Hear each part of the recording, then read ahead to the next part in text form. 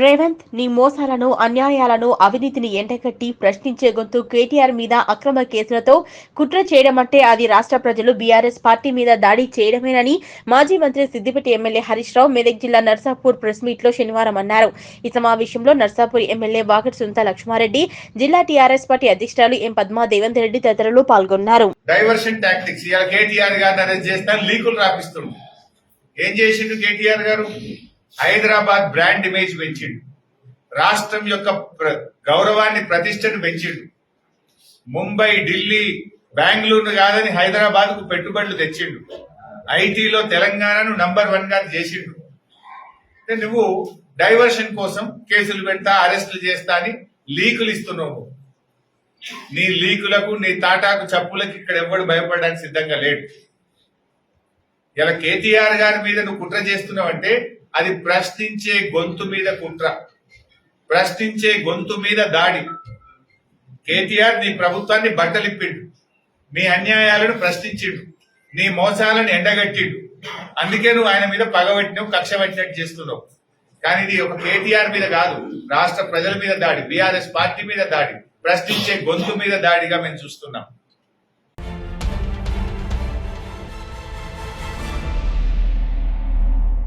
చెల్మి foundation ఆధ్వర్యంలో 71వ కార్యక్రమం గజ్వేల్లో నిర్వహించారు. గజ్వేల్ ప్రజ్ఞాపూర్ మున్సిపాలిటీలోని 10వ వార్డు రామాలయం వీధికి చెందిన చిక్కుడు కిరణ్ గజ్వేల్లోని ప్రైవేట్ ట్రాన్స్ఫార్మర్ లో ట్రాలీ ఆటో నడుపుకుంటూ తన భార్య, 3 ఆడపిల్లలను కలిసి కుటుంబాన్ని పోషించుకుంటున్నాడు. ఆగస్టు నెల 20వ తేదీన యాక్సిడెంట్ లో గౌరారం వద్ద తాను చనిపోగా వారి కుటుంబం ఆర్థికంగా దీనస్థితిలో ఉండగా చెల్మి ఫౌండేషన్ సభ్యులు గుంటుకు శ్రీనివాస్ సమాచారం ఇచ్చారు. ఈ రోజు చిక్కుడు కిరణ్ నిరుపేద కుటుంబానికి ఆర్థిక భరోసా ఇవ్వాలని నిర్ణయించి చిక్కుడు కిరణ్ భార్య పావనికి చెల్మి ఫౌండేషన్ ఆధ్వర్యంలో 3,500 రూపాయల నిత్యావసర సరుకులు మరియు 11,500 నగదును మొత్తంగా 15,000 విలువగల సామాన్లను అందించారు. ఈ కార్యక్రమంలో ఫౌండేషన్ అధ్యక్షులు మంగిలిపల్లి కిరణ్ కుమార్, ఉపాధ్యక్షులు కొండాపురం యాదగిరి, మాజీ అధ్యక్షులు గుర్రం తులసీదాస్, గుంటుకు శ్రీనివాస్, పేదూరు శ్రీనివాస్, పీట్ల ఆంజనేయులు, యాట ఆంజనేయులు, గంగిశెట్టి రమేష్, టెంటు నరసింహులు, నాగపురి రమేష్ తదితరులు పాల్గొన్నారు. గత కొంతకాలంగా డైలీ వేజ్ దినసరి కూలీగా పనిచేస్తూ ట్రాన్స్పోర్ట్ కార్యాలయంలో పనిచేస్తూ జీవనం సాగిస్తుండే 2 నెలల క్రితం గౌరారంలో ఫ్లెక్సీ బ్యానర్స్ కట్టి తిరిగి వస్తుండగా కార్ ఢీకొనడం జరిగింది. 100 మీటర్ల వరకు కూడా అది తీసుకెళ్లి రోడ్డు మీదనే చనిపోవడం జరిగింది. సో వారి యొక్క ఫ్యామిలీ, వారి సతీమణి పావని, వారికి 3 పిల్లలు, 3 కూడా 8 సంవత్సరాలు, 6, 4 సంవత్సరాలు 3 ఆడపిల్లలు ఉన్నారు. దీనివల్ల వాళ్ళ కుటుంబం కూడా వీధిన పాలు కావడం జరిగింది. వారికి ఆర్థికంగా భరోసా కావాలని మన చెల్మి ఫౌండేషన్ సభ్యులు గుంటిక్సీని సంప్రదించగా ఈరోజు వారికి ఆర్థిక సహాయం చేయాలని, దీని ద్వారా వారికి ఇతోధికంగా కొంత సహాయం ఉంటుందని ఈ కార్యక్రమం చేయడం జరిగింది.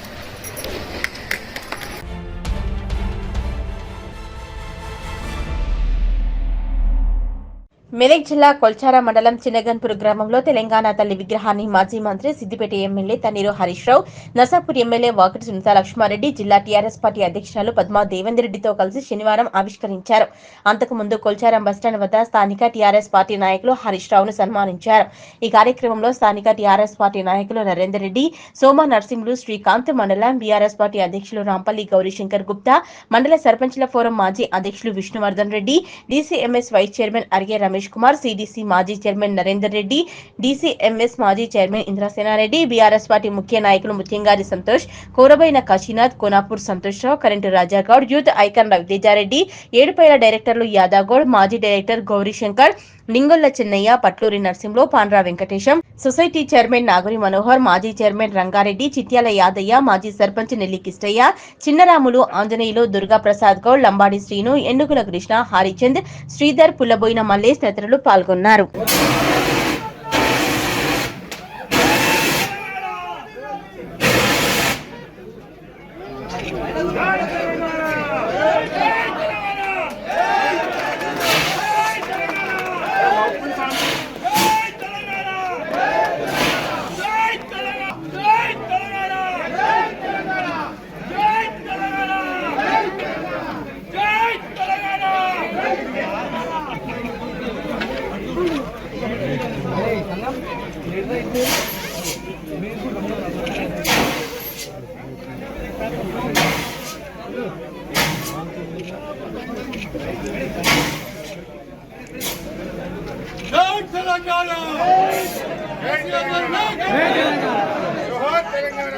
నాయకత్వం జై తెలంగాణ కేసీఆర్ గారి నాయకత్వం జై తెలంగాణ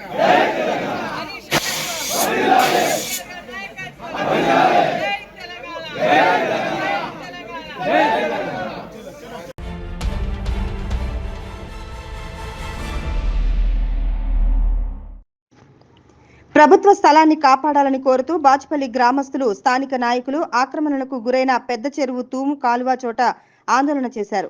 బాచుపల్లి ప్రభుత్వ స్థలం స్వాధీనం చేసుకుని కంచె ఏర్పాటు చేయాలని కోరుతూ తహసీల్దార్ కార్యాలయంలో డిప్యూటీ తహసీల్దార్ ప్రభుదాస్ కు వినతిపత్రం అందజేశారు. పెద్ద చెరువు తూము నాలా పక్కనే ఉన్న 400 గజాల స్థలాన్ని ఆక్రమించి ఆకృతి నిర్మాణ సంస్థ ఆక్రమించిందని, అలాంటి ఆక్రమిత సంస్థకు అప్రోచ్ రోడ్డు నిమిత్తం ప్రభుత్వం స్థలాన్ని ఎలా కేటాయిస్తుందని ప్రశ్నించారు. ఆకృతి కన్స్ట్రక్షన్స్ నిర్మాణ సంస్థపై తగిన చర్యలు తీసుకోవాలని స్థానికులు డిమాండ్ చేశారు. లేని పక్షంలో సమీపంలో ఉన్న ప్రభుత్వ స్థలంలో తమకు కూడా ఇళ్ల నిర్మాణానికి స్థలాలు ఇవ్వాలని డిప్యూటీ తహసీల్దార్ కు వినతి పత్రాన్ని అందజేశారు. గతంలో గత 3 సంవత్సరాల నుంచి ఈ చెరువుల మీద ఆకుల సతీష్ అనే వ్యక్తి పోరాటం చేస్తున్నాడు. ఈ పోరాటం అనేది ఆయన ఇంటికి వచ్చేది కాదు, కానీ ఈ పోరాటం వెనుక ముద్రాజుల కుటుంబాలు బాగుపడేది ఉంది. ఎందుకంటే ఈ యొక్క సంపద చెరువులో మంచినీళ్ళు వస్తే చేప పిల్లలు ఇడ్చుకొని కొంత ముద్రాజులు బతరు. అదేవిధంగా ఆ మత్స్యకారులు ఆ చేపలు అమ్మితే మంచి చేపలు ఇక్కడ ఉన్నట్టుంటే ఇక్కడ ఉన్న గ్రామ ప్రజలందరూ చేపలు కొనుక్కుంటారు, తింటారు. అదేవిధంగా ఇటువంటి మంచి చెరువుని డ్రైనేజ్ వ్యవస్థ తెచ్చి అట్లా రకంగా వాళ్ళు చేస్తున్నారు. ప్రణీత్ ఆంటేలియా మరియు డాక్టర్ రెడ్డి ల్యాబ్ నుండి ఉండే ఏదైతే నాలా ఉందో ఆ నాలా వచ్చి ఈరోజు ఇక్కడ ఉన్నట్టయితే ఈ చెరువు నిండుతుండే. ఇది అతిపెద్ద చెరువు, మంచినీటి చెరువు. ఆ నాలా మీద పెద్ద పెద్ద బిల్డింగ్స్ కట్టి కొంతమంది కకృతి పడి ఆ బిల్డింగ్స్ నాలాలు మూసి చెరువు నిండకుండా చేసి అదొక ప్రయత్నం. అందులో భాగంగా ఇక్కడ ఆకృతి కన్స్ట్రక్షన్ వాళ్ళు అదే తూము నాల మీద కట్టేసి ఒక బిల్డింగ్ కట్టారు. ఆ బిల్డింగ్కు హెచ్ఎండిఏ పర్మిషన్ ఇస్తారు, కలెక్టర్ పర్మిషన్ తెస్తారు.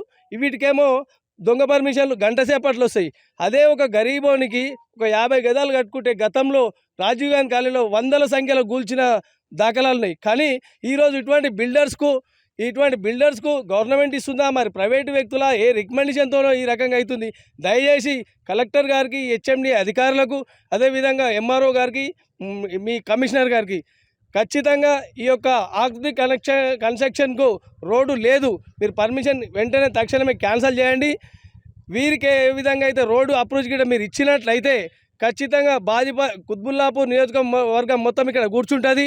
ఎందుకంటే గరీబోళ్ళకి ఇచ్చే జాగాలేమో గంట సేపట్లో పోయి గులగొట్టేస్తారు. ఎంఆర్ఓ అప్పుడు కంటిన్యూ వచ్చేస్తాడు. అదే ఈ ఆకృతి కానీ ఇంకా పెద్ద పెద్ద బిల్డర్స్ అంటే లీవులు పెడతారు, లాంగ్ లీవులు వెళ్ళిపోతారు. ఓల్డ్ హైదరాబాద్ రోడ్ గురించి కొట్లాడి మన రోడ్డు ఓపెన్ చేస్తే నిన్న మళ్ళీ ఇంకో ప్రైవేటు వ్యక్తి 40B survey number 40B government ల్యాండ్ని ప్రైవేట్ వ్యక్తులకు అక్కడ 2-3 ఎకరాలు చేసారు. అంటే గరీబోళ్ళు లేరు కానీ ప్రైవేటు బిల్డర్లకు మాత్రం చేయనికున్నారు. ఖచ్చితంగా కలెక్టర్ గారి దృష్టికి తీసుకెళ్తాం. ఈ పోరాటం మామూలు పోరాటం కాదు, ఇది నియోజకవర్గం కాదు, ఇది మేడ్చల్ జిల్లా లెవెల్లో జరిగే పోరాటం. ఆకుల సతీష్ ఎంబడి జిల్లా మొత్తం వస్తుంది. ఎందుకంటే ఈ చెరువులు ఆయన ఇంటికి వచ్చేది కాదు. ఖచ్చితంగా దయచేసి అందరూ ఈ చెరువుల మీద, చెరువులు మంచిగుంటే మనం మంచిగుంటాం, మన పిల్లల తరాలు మంచిగుంటాయి. ఈ చెరువులు ఈరోజు గిట్ట ఖరాబ్ అయినాయి అంటే ఆ డ్రైనేజ్ నిండితే మనకు రోగాలు వస్తాయి, అంటువ్యాధులు వస్తాయి, మన పిల్లలు పెరిగే ప్రమాదంగా చిన్న పిల్లలుగా ఉండిపోతారు. దయచేసి ఈ చెరువులను కాపాడాల్సిందిగా కోరుచున్నాం. ప్రభుత్వం పోయి కాంగ్రెస్ ప్రభుత్వం వచ్చినా అధికారులలో తీరులో మాత్రం ఏమాత్రం మార్పు లేదు. ఏదైతే బాచుపల్లి పెద్ద చెరువు తూము నాలాను ఆక్రమించుకొని అప్రోచ్ రోడ్ లేకున్నా ప్రభుత్వం 454లో ఆక్రమించుకొని రోడ్డుగా చూపించుకొని అక్రమ అనుమతులు తెచ్చుకున్నారని మేము గత సంవత్సరం జూన్లోనే మేము ప్రజల దృష్టికి తీసుకొస్తే మా పైన అక్రమ కేసులు పెట్టిళ్ళు. అదేవిధంగా హెచ్ఎండి నుండి 2 సార్లు ఎంఆర్ఓకి June 23, అదేవిధంగా December 23లో 2 సార్లు అప్రోచ్ రోడ్ లేదు వీళ్ళకు, ప్రభుత్వ భూములకు వెళ్ళి చూపించుకొని వాళ్ళు అప్రోచ్ రోడ్గా పర్మిషన్ తెచ్చుకున్నారు. దానిపైన వివరణ ఇవ్వమని ఎంఆర్ఓకి 2 సార్లు హెచ్ఎండి లెటర్ రాసినా కూడా ఇప్పుడు ప్రస్తుతం ఉన్న ఎంఆర్ఓ ఆకృతి కన్స్ట్రక్షన్కే అనుకూలంగా ప్రవర్తిస్తూ తూతూ మంత్రంగా చాలాసార్లు ప్రెజర్ చేస్తే తూతూ మంత్రంగా అది ప్రభుత్వ భూమి అని బిల్డింగ్ ముందు ఏదైతే బోర్డు పెట్టిండు కానీ ఈరోజు కూడా చర్యలు తీసుకుంటాడు. మరి ఎందుకు ఫెన్సింగ్ చేయిస్తలేవు ప్రభుత్వ భూమి అన్నప్పుడు? ఎవడైతే ప్రభుత్వ భూమిని అప్రోచ్ రోడ్డుగా చూపించుకొని అనుమతులు తెచ్చుకుంటే ఆకృతి కన్స్ట్రక్షన్ పైన ఎందుకు చర్యలు తీసుకోలేదు? ఇప్పుడు ఎన్ఓసి వస్తలేదు కాబట్టి ఆకృతి కన్స్ట్రక్షన్ ఏదైతే ఆ 400 గజాలు అప్రోచ్ రోడ్డుగా చూపించుకున్నారో చెరువు కట్ట పైన బఫర్ జోన్లో దాన్ని మాకు ఇవ్వమని ఈరోజు కలెక్టర్కి ఎవరైతే ఆకృతి కన్స్ట్రక్షన్ వాళ్ళు లెటర్ పెట్టుకుంటే మరి కలెక్టర్కైనా బుద్ధి ఉండాలి కదా. మరి నువ్వు ప్రైవేటు బిల్డర్లకి ప్రభుత్వ భూమిని దారదత్తం చేయడానికి దీన్ని పరిశీలించమని ఎంఆర్ఓకి రిప్లై రాసిండు. ఎంఆర్ఓ ఈయన ఆర్డీఓకి రాసిండు. ఆర్డీఓ దగ్గర ఉంది ఈరోజు ఫైలు. మేము ఒకటే అడుగుతున్నాం, ఏదైతే బడా బిల్డర్లు అక్రమ అనుమతులు అక్రమ ప్రభుత్వ భూమి ఆక్రమించుకుంటే ఎంఆర్ఓ కలెక్టర్ ఆర్డీఓ అందరూ సహకరిస్తారా? పేదోళ్లకు మాత్రం భూములు ఇవ్వరు. పేదోళ్ళు కనీసం 59 జీవో కింద 58 జీవో కింద రెగ్యులరైజ్ చేయించుకుంటామన్న 100 సాకులు చూపించి క్యాన్సల్ చేసే రెవెన్యూ అధికారులు ఈరోజు బడా బిల్డర్ ఆకృతి కన్స్ట్రక్షన్ ఎమ్మెల్యే అండదండలు ఉన్నాయి కాబట్టి ఈరోజు రెగ్యులరైజ్ చేసి ప్రభుత్వ భూమి ప్రకారం రేటు ప్రకారం ఈరోజు ఇస్తారట. మేము ఒకటే అడుగుతున్నాం, కలెక్టర్ నువ్వు ఈ విధంగా ప్రభుత్వ భూములు అప్పనంగా ఆకృతి కన్స్ట్రక్షన్కి అప్పచెప్పడానికి నువ్వు ప్రయత్నాలు చేస్తూ ఈరోజు ప్రొసీడింగ్ ఇస్తే ఇక్కడున్న ఎంఆర్ఓ సహకరిస్తూ ఆర్డీఓ దగ్గర పెండింగ్ ఉన్నది. మేము ఒకటే అడుగుతున్నాం, ఈ విధంగా ప్రభుత్వ భూములు ఇష్టారాజ్యంగా ప్రైవేటు బిల్డర్లకు అప్పచెప్పదలుచుకుంటే పేదల చేత తీసుకొచ్చి ఆ ప్రభుత్వ భూములకు గుడిసెలే ఇస్తాం. నీకు దమ్ము ధైర్యం ఉంటే అదే పేదలకి మేము ప్రభుత్వ ఏదైతే రేటు ఉందో దానికి 400 రూపాయలు అదనంగా ఇస్తాం. మా పేద ప్రజలకన్నా ఇవ్వండి ప్రభుత్వ భూమి. ఇక్కడ ఉన్న రిపోర్టర్లకు కూడా ఇళ్ల స్థలాలు లేవు, వావి మాత్రం చేత కాదు. ప్రభుత్వం మారిన ఇప్పటికి కూడా అధికారులు బీఆర్ఎస్ ప్రభుత్వం కన్సర్న్లోనే ప్రజాప్రతినిధుల కన్సర్న్లో ప్రవర్తిస్తున్నారు, మాట్లాడుతున్నారు, చేస్తున్నారు. ఇట్లాంటి అధికారులపైన చర్యలు తీసుకోవాలి. మేము ముఖ్యమంత్రి గారిని ఒకటే రిక్వెస్ట్ చేస్తున్నాం, ఇట్లా ప్రభుత్వంలో ఉన్న రెవెన్యూ అధికారులు ఈ విధంగా ప్రవర్తిస్తున్నారు, కలెక్టర్ కూడా ఈ విధంగా ప్రవర్తించడం శోచనీయం. ఇప్పటికైనా వీళ్ళపైన చర్యలు తీసుకోండి, ఆ ప్రభుత్వ భూమిని కాపాడండి. ఒకవేళ ఆకృతి కన్స్ట్రక్షన్కి ఇస్తే నిజాంపేట, బాచుపల్లి, ప్రగతి ఉన్న అందరి ప్రజలకు కూడా ప్రభుత్వ భూమి అదే విధంగా ఇవ్వాలి. మేము కూడా అప్లై చేస్తాం. మళ్ళీ ఎప్పటి నుంచో అది కన్స్ట్రక్షన్ స్టార్ట్ అయిన నుంచి కూడా అక్కడ దాన్ని ఆపుతా ఉన్నాం. మళ్ళీ దాన్ని పెడచోన పెట్టి మళ్ళీ కన్స్ట్రక్షన్ పూర్తి చేయడం జరిగింది. మళ్ళీ ఈరోజు అక్కడ 2-3 సార్లు ప్రెస్ మీట్ పెట్టి కూడా పెద్ద ఎత్తున కూడా సతీష్ గారి ఆధ్వర్యంలో చాలామంది అక్కడ వచ్చి ఆపినారు. అప్పుడు మేము బీఆర్ఎస్ ప్రభుత్వంలో ఉండే మళ్ళీ ఈరోజు నిజంగా కూడా ఒక ఆయన ఎవరికి ఇస్తుందంటే నిజంగా ఒక పేదోడికి నిజంగా ఇస్తే అది బాగుండే. మళ్ళీ ఆయన సొమ్ము చేసుకొని ఇలా 6,000 నుంచి 7,000 రూపాయలు ఎస్టెప్ట్ అమ్ముకునే ఒక బడా నాబాబ్కి ఇవ్వడం అనేది మళ్ళీ కలెక్టర్ గారు ఏం ఆలోచిస్తారో అర్థమయ్యట్లేదు. మళ్ళీ నిజంగా కూడా పేదలకు 60 గజాలు ఈయనకే అనేకమైన సమస్యలు. మళ్ళీ ఆయనకు ఈరోజు ఏ సమస్య లేకుండా 400 గజాలు దాన్ని అర్జీ పెట్టుకొని ఆ చెరువు కట్ట, అది బఫర్ జోను, ఆ కాల్వ తూమ్ మీద మా ఊర్లో అందరూ కూడా చూసినారు.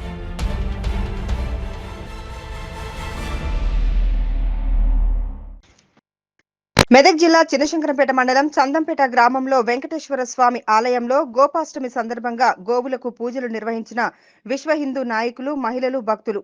అనంతరం జిల్లా నాయకులు రామానుజపురం ప్రభాకర్ మాట్లాడుతూ హిందూ సాంప్రదాయాలలో గోమాతకు విశిష్ట స్థానం ఉంది. కార్తీక పౌర్ణమి రోజు శ్రీకృష్ణుడు ఇంద్రుడు కురిపించిన రాళ్ల వర్షం నుండి గోకులాన్ని రక్షించడానికి గోవర్ధన పర్వతాన్ని తన చిటికెన వేలుపై ఎత్తి గొడుగులా పట్టి గోకులాన్ని రక్షిస్తాడు. మొత్తం 7 పగలు 7 రాత్రులు భీకరంగా రాళ్ల వర్షాన్ని కురిపించిన ఇంద్రుడు చివరికి శ్రీకృష్ణ పరమాత్మ ముందు తన అహంకారాన్ని విడిచిపెట్టి వెళ్ళిపోతాడు.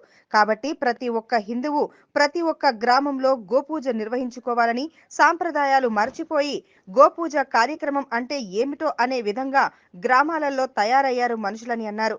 గోవును పూజించినట్లయితే 33,000 కోట్ల దేవతలను పూజించినట్లని, నూతన గృహప్రవేశం చేసినట్లయితే గోవును ముందు ఇంట్లో తీసుకుపోవడం లాంటి మంచి మంచి ఆచారాలు ఉన్నటువంటి మన దేశం అన్ని పేడతో, ఎలాంటి యూరియా, ఫాస్ఫేట్ ఎరువులు లేకుండా ఒక గోవు పేడ, మూత్రంతో సేంద్రియ ఎరువులు తయారు చేసుకుని 3 ఎకరాల భూమిని సాగు చేయవచ్చునని, గోవులతో ఎన్నో రకాల లాభాలు ఉంటాయని గోమాతను ప్రతి ఒక్కరూ పూజించాలని ఆయన అన్నారు.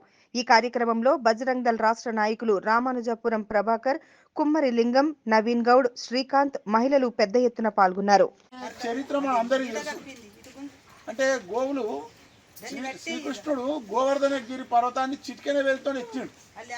ఎందుకు ఎత్తిండు అంటే గోపాలులను, గోవులను రక్షించడానికి ఎత్తిండు. ఆ 7 రోజులు ఇంద్రుని యొక్క గిరి పూజ బంద్ చేసి గోపూజ చేయమని శ్రీకృష్ణుడు చెప్తాడు. గౌరవించవచ్చు కానీ భగవంతుణ్ణి మాత్రము సేవించడం మన బాధ్యత. ఆలో భాగం లోపలనే గోవును పూజించండి, గోవు వల్ల మనకు లాభాలు ఉన్నాయి, గోవు వల్ల ఇట్లున్నది అని శ్రీకృష్ణుడు చెప్తే అందరూ గోపూజ చేయడం వల్ల ఇంద్రునికి కోపం వచ్చింది. ఎందుకు నేను నెలకు 3 వర్షాలు వీళ్ళ రాజ్యంలో ఈ సామ్రాజ్యంలో పడిచేసేటట్టు చేసి పంటలు బాగా సమృద్ధిగా పండేటట్టు చేస్తే ఇవాళ నన్ను విస్మరించి ఏదో ఎక్కడో వచ్చినటువంటి గోవును పట్టుకొని వీళ్ళు పరిపాలన పూజలు చేస్తున్నారనే ఉద్దేశంతో ఆ ఇంద్రుడు ఏం చేస్తాడంటే ఆ గోపాల యొక్క వాళ్ళ రాజ్యం లోపల 7 రాత్రులు 7 పగలు పిడుగులతో కూడినటువంటి వర్షాన్ని కురిపిస్తాడన్న. అప్పుడు శ్రీకృష్ణుడు ఈ విషయాన్ని గ్రహించి ఆ గోవర్ధన పర్వతాన్ని పైకెత్తుతాడు. దాని కిందికి గోవులు అన్ని ప్రొటెక్షన్ కోసం పోయినాయి అన్న. తర్వాత ఇంద్రునికి అర్థం కాదు, ఇంత వర్షం పడ్డా వీళ్ళు ఏం చేస్తున్నారు, అసలు ఈయన ఎవరు అని మేఘాలన్నీ అడ్డు చీల్చుకొని వచ్చి చూస్తే ఆ గోవర్ధన పర్వతం మీద సుదర్శన చక్రం దాని ద్వారా ఈ గోవర్ధన పర్వతం రక్షించబడుతుంది. అప్పుడు ఇంద్రుడు ఈయన ఎవరో కాదు, సాక్షాత్తు భగవంతుడే ఉన్నాడు అని గ్రహించి కృష్ణ పరమాత్మ దగ్గరికి వచ్చి కార్తీక శుద్ధ అష్టమి రోజు సరెండర్ అయింది. అంటే ఈ రోజు గోకులము అంటే గోకులంలో ఉండేటటువంటి వాళ్ళందరూ ఉంటారు, గోవులను కాసేటటువంటి వాడిని గోకులు అని అంటారు. ఇది విషయం. అప్పటి నుంచి ఇప్పటి వరకు ప్రతి సంవత్సరము గోపాష్టమిని మనం నిర్వహించుకుంటామన్నాం. మరి గోవును ఇంత ప్రాధాన్యత ఎందుకు ఇచ్చిండు శ్రీకృష్ణుడు? గో వల్ల లాభాలు ఏంటి అని అంటే మనకు కూడా చరిత్రలో పుస్తకాల్లో మనం చదువుకున్నాం. గోవు లోపల 33 కోట్ల దేవతలు ఉంటారు అని మనం గ్రహించినాం. అంటే మనం గృహప్రవేశం చేసినా మొట్టమొదటి గోవుని తీసుకెళ్తాం. మనకు గోవు ఫోటోలు కూడా కనబడుతుంటాయి. ఈ గోవు మీద ఏ స్థానంలో ఏ భగవంతుడు ఉన్నాడు అని బొమ్మలతోని కూడా మనం చూసిన ఫోటోలు ఉంటాయి. గోవు పేడ అనేది లక్ష్మీదేవి. లక్ష్మి అంటే ఏంది? డబ్బు. అంటే ఈ పేడకు లక్ష్మి అని ఎందుకు పేరు పెట్టిరు? ఇది మయం కదా అని అనుకుంటాం. కానీ దాని ద్వారా అనేక రకాలైనటువంటి కెమికల్స్ అంటే మందులు శరీరానికి కట్టుకునేటట్టు మందులు కానీ వ్యవసాయం. ఒక గోవు ఉంటే మందులు లేకుండా అంటే యూరియా, ఫాస్ఫేట్, పురుగు మందులు ఏది లేకుండా ఒక గోవు ద్వారా రూపాయి బడ్జెట్ లేకుండా పెట్టుబడి లేకుండా 3 ఎకరాల వ్యవసాయం చేయొచ్చు. మన దేశీయ పంటలన్నింటినీ నాశనం చేసి హరిత విప్లవం పేరుతోని 1970లో హైబ్రిడ్ విత్తనాలు జనాభా పెరుగుతుంది, అందరికీ ఆహారం సరిపోదనే ఉద్దేశంతో హరిత విప్లవం అని తీసుకొచ్చారు మన వాళ్ళు. 72 కరువు పడ్డదని విన్నారు కదా, మనం చూడలేదు కానీ విన్నాం. ఆ టైంలో హరిత విప్లవం తీసుకొచ్చి అన్ని హైబ్రిడ్ చేసేసి ఇప్పుడు కోళ్ళు హైబ్రిడే, పంటలు హైబ్రిడే, కూరగాయలు హైబ్రిడే. అసలు హైబ్రిడ్ది లేనిది ఎక్కడ దొరుకుతుంది అని అడుగుతున్నారు అందరు. ఈ స్థితి లోపల మనము ఈ విషయాన్ని అన్ని అసలైన మూలాలను మర్చిపోయి పాశ్చాత్యులు ప్రవేశపెట్టినటువంటి సాంప్రదాయంలో మనం పడిపోతున్నాము. కాబట్టి మనము మన యొక్క ధర్మం వైపు ముందుకు వెళ్ళాల్సిన అవసరం ఉంది. కాబట్టి వీటన్నిటిని మన వాళ్ళు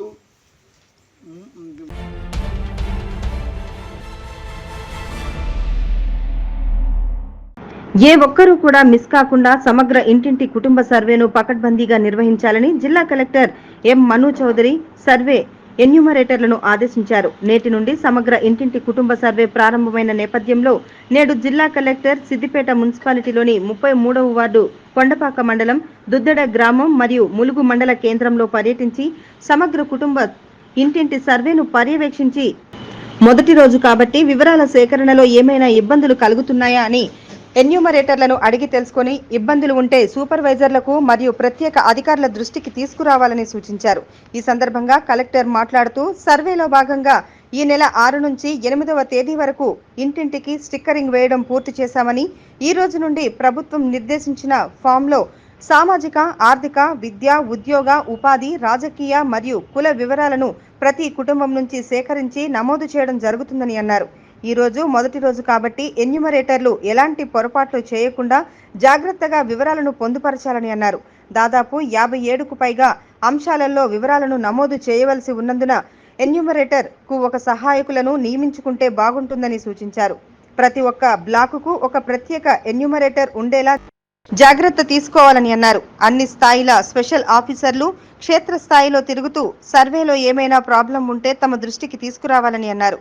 ఈ సర్వే వలన ప్రభుత్వ పథకాలను మరింత సమర్థవంతంగా రూపొందించడానికి అవకాశం మెరుగవుతుంది కాబట్టి ప్రతి ఒక్కరూ ఆధార్ కార్డు, రేషన్ కార్డు, పట్టాదారు పాస్ పుస్తకం తదితర వివరాలను తమ వద్ద ఉంచుకొని సర్వే కోసం వచ్చే ఎన్యూమరేటర్లకు అందించి వివరాలను నమోదు చేయించుకోవాలని ఈ సందర్భంగా ప్రజలకు విజ్ఞప్తి చేశారు.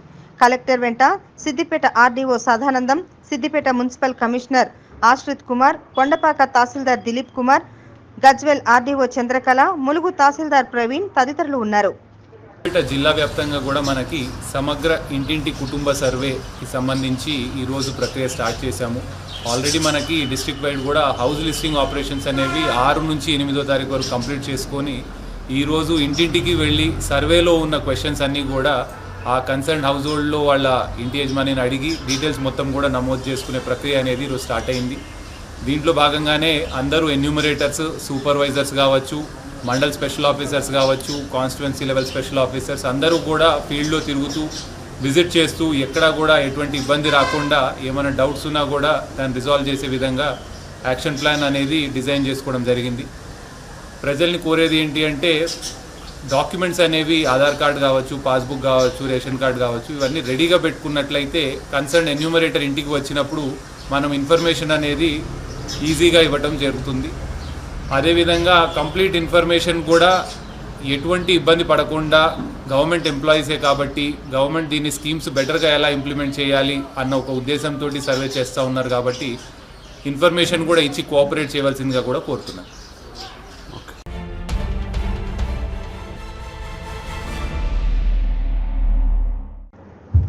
రేవంత్ రెడ్డి అభివృద్ధిలో కేసీఆర్ లెక్క చేయక తిట్ల పురాణం ఎత్తుకుంటున్నావు, నీవు తిట్లు తప్ప చేసింది ఏమీ లేదని బీఆర్ఎస్ కొల్చారం మండల యువత అధ్యక్షుడు కొనాపూర్ సంతోష్రావు అన్నారు.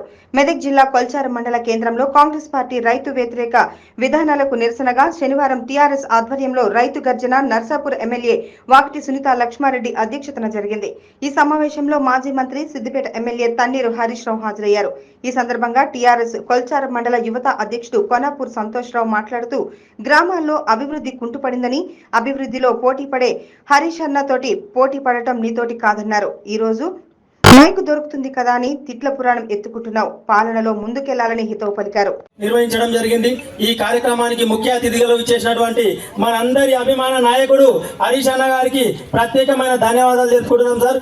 గణాపురంలో యువత ప్రోత్సాహంతో తెలుగు తల్లి విగ్రహానికి మీరందరూ మరి తెలంగాణ తల్లి విగ్రహాన్ని ఏర్పాటు చేసుకునే కార్యక్రమానికి మీరు విచ్చేసి ఓపెనింగ్ విచ్చేసి కార్యక్రమానికి విచ్చేసిన విజయవంతం చేయడానికి విచ్చేసినటువంటి పెద్దలు, వేదిక మీద ఉన్నటువంటి ఎంపీపీలు, జెడ్పీటీసీలు, మాజీ సర్పంచులు, పిఎస్సిఎస్ చైర్మన్లు, పత్రికా మిత్రులు, అన్ని గ్రామాల కార్యకర్తలు, రైతన్నలకు మరి కష్టకాలంలో ఉన్నప్పుడు వచ్చిన రైతన్నలకు కూడా ప్రతి ఒక్కరికి కూడా పేరు పేరున ధన్యవాదాలు తెలుపుకుంటున్నాను. ప్రభుత్వంలో ఉన్నప్పుడు ప్రతి ఒక్కరు ఉంటాము, ప్రభుత్వంలో లేనప్పుడు ఉన్న కార్యకర్తనే మరి కాపాడుకోవాలని చెప్పి కూడా ప్రతి ఒక్క కార్యకర్తకు సత్యంగా వచ్చిన ప్రతి రైతన్నకు కూడా ఇక్కడికి విచ్చేసి ఈ విజయవంతం చేయడానికి కారణమైన ప్రతి ఒక్కరికి కూడా ధన్యవాదాలు తెలుపుకుంటూ మరి యువత కూడా ఈ మండలంలో బాగా యాక్టివ్గా పనిచేస్తున్నారు సార్. మీరు కూడా కొంచెం వారి గురించి ఆలోచన చేసి మరి ఈ కార్యక్రమానికి విచ్చేసిన ప్రతి ఒక్కరికి పత్రికా మిత్రులకు ధన్యవాదాలు తెలుపుకుంటూ మరి రేవంత్ రెడ్డి గారిని నేను ఒకటే అడుగుతున్నాను, మరి అభివృద్ధిలో కేసీఆర్ గారు లాగా చేయలేక తిట్ల పురాణం ఎత్తుకుంటావు. నువ్వు తిట్లు తప్ప అభివృద్ధి ఏం చేసింది లేదు. 9-10 నెలల కాలంలో నువ్వు చేసిన అభివృద్ధి ఏం లేదు. ఒక్కటంటే ఒక్కటి కూడా చేసిన అని చెప్పి నీ గ్రామాలలో నీ పబ్లిక్ నువ్వు నిలబెట్టిన ఎమ్మెల్యేల ద్వారా చెప్పిపించండి, మేము ఒప్పుకుంటామని చెప్పి కూడా తెలియజేస్తూ మరి హరీష్ అన్న తరపున మేము అడుగుతున్నాము, అభివృద్ధిలో పోటీ పడే హరీష్ అన్నతోని గారు కానీ హరీష్ రావు గారు కానీ వారితో పోటీ పడాలనే ఆలోచన నీకు లేదు. మరి ఏం చేయలేక రోజు మైకు దొరుకుతుంది, ఆ మైకులో తిట్టడం తప్ప ఇంకొక పనే లేదు నీకు. తిట్టుడు ఒకటి చేసి డైవర్ట్ చేసి పనులన్నింటినీ అభివృద్ధిని డైవర్ట్ చేస్తున్నావు తప్పితే పాలనలో ముందుకెళ్ళు, మా హరీష్ అన్నతోని పోటీ వాడు పాలనలో అని చెప్పి తెలియజేస్తూ ఈ సభా వేదిక అవకాశం ఇచ్చిన పెద్దలందరికీ ధన్యవాదాలు తెలుపుకుంటూ ముగిస్తున్నాను. జై తెలంగాణ.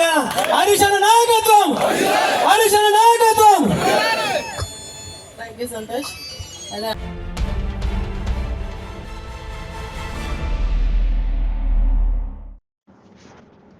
జాతీయ స్థాయిలోని వివిధ క్రీడలకు మెదక్ జిల్లా చేగుంట వేదికగా మారింది. జిల్లా వాలీబాల్ అసోసియేషన్ అధ్యక్షులు ప్రముఖ సంఘ సేవకులు ఐతా పరంజ్యోతి పేర్కొన్నారు.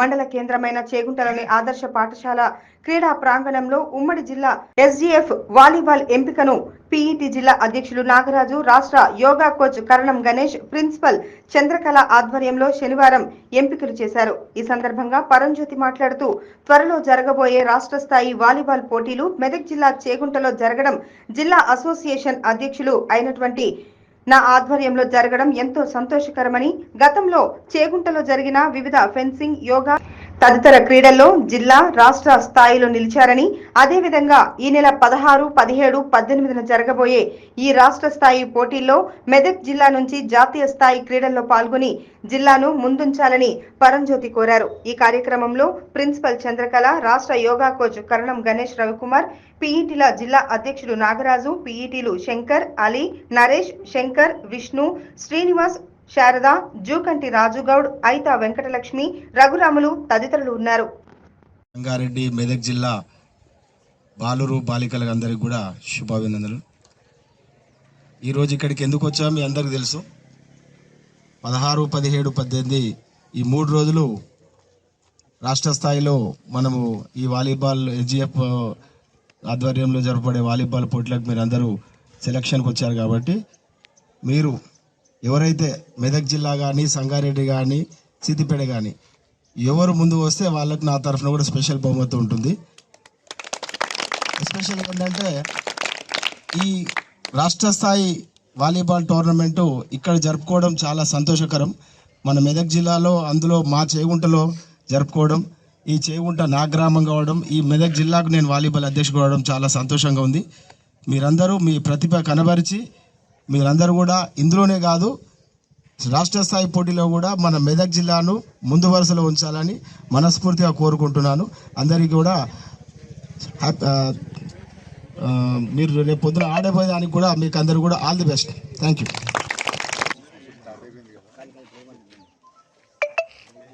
పేటాటిఎస్ మెదక్ జిల్లా అధ్యక్షులు శ్రీ నాగరాజు గారు, రాష్ట్ర స్థాయి స్టేట్ మీట్ వాలీబాల్ అండర్ 14 నిర్వహణకి సంపూర్ణమైనటువంటి సహకారాన్ని అందిస్తున్నటువంటి పెద్దలు, స్థానిక వాస్తవ్యులు శ్రీ పరంజ్యోతి గారు, సోదరులు గణేష్ గారు, వాలీబాల్ అసోసియేషన్ రాష్ట్ర కోశాధికారి పూర్వ శ్రీ జానీ గారు, సోదరులు అథ్లెటిక్ అసోసియేషన్ మెదక్ జిల్లా కార్యదర్శి శ్రీ మధుసూదన్ గారు, అదేవిధంగా నేటి ఉమ్మడి మెదక్ జిల్లా టోర్నమెంట్ ఆర్గనైజర్ సోదరులు అల్లి నరేష్ గారు, వివిధ సిద్దిపేట, సంగారెడ్డి జిల్లాల నుండి విచ్చేసినటువంటి సోదర వ్యాయామ ఉపాధ్యాయులు, మెదక్ జిల్లా సోదర వ్యాయామ ఉపాధ్యాయులకందరికీ ఎస్జీఎఫ్ మెదక్ జిల్లా శాఖ పక్షాన హృదయపూర్వకమైన నమస్కారాలు తెలియజేస్తూ ప్రియమైనటువంటి క్రీడాకారులకందరికీ కూడా శుభ అభినందనలు, ఆశీస్సులు అందజేస్తూ ఉన్నాను. ఇంతకుముందే పెద్దలు చెప్పారు, ఒక మంచి వాతావరణంలో గతంలో కూడా నిర్వహించడం జరిగింది. ఈసారి మెదక్ జిల్లా football under 17, volleyball under 14 boys and girls, soft ball under 14 boys and girls, TT under 14 boys and girls 4 state మీట్లు తీసుకున్నాం. మొదటి స్టేట్ మీట్ అండర్ 17 ఫుట్బాల్ వచ్చేసి ఎక్కడ కూడా పక్షపాత ధోరణి అనేది లేకుండా ఒక జెన్యూన్గా ప్రతిభ కలిగినటువంటి క్రీడ జమ్మూ కాశ్మీర్లో పార్టిసిపేట్ చేయడానికి వెళ్తుంది. అంటే ఇంతకుముందు చెప్పారు, ప్రతిభ ఉన్న వాళ్ళని, ప్రతిభకు నిదర్శనమే ఇటీవల మెదక్లో జరిగినటువంటి ఫుట్బాల్ టోర్నమెంట్ స్టేట్ మీట్. అక్కడ మెదక్ జిల్లా ఫస్ట్ ప్లేస్ వచ్చింది.